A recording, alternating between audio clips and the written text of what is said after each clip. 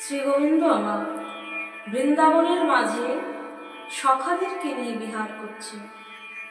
শ্রীদাম সুদাম দাম বসুদাম সুবল মহাবল সুবাহু মহাবাহু স্তক কৃষ্ণ অর্জুন ভীম লবঙ্গ, এই 12 জন সখা এবং 12 জন উপপ্রধান সখাদেরকে নিয়ে গোবিন্দ আমার গোচরণে বিহার করছে।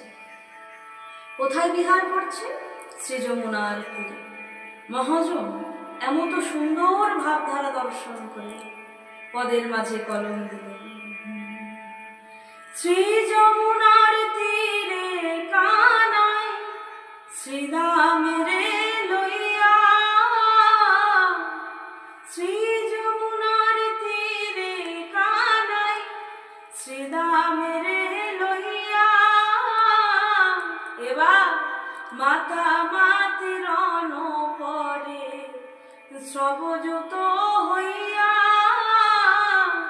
মাতা মাতির পরে সর্বযুত হইয়া, খেলে কাঁধে চড়া কাঁধে করা, খেলে কাঁধে চড়া কাঁধে করা, মুখে ভাই কানাইয়া কানাইয়া বলা, কাঁধে চড়ায়া কাঁধে করা, মুখে কানাইয়া কানাইয়া বলা, খেলে কাঁধে চড়ায়া কাঁধে করা, এবার রণ পরে মাতা মাতি সর্বযুত হইয়া, রণ পরে মাতা মাতি সর্বযুত হইয়া। যখন এমত অবস্থায় খেলা করছে, ছোট ছোট শিশু তো খেলা করতে করতে প্রখর সূর্যের যে তাপ, সেই প্রখর সূর্যের তাপে তাদের বদনগুলো শুকিয়ে গেছে।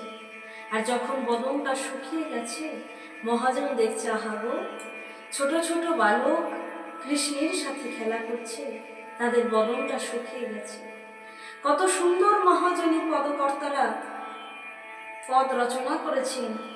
এমন অবস্থা দেখে, সখাগণের ক্লান্তি ভাব দেখে মহাজন বলছেন, কি বলছেন?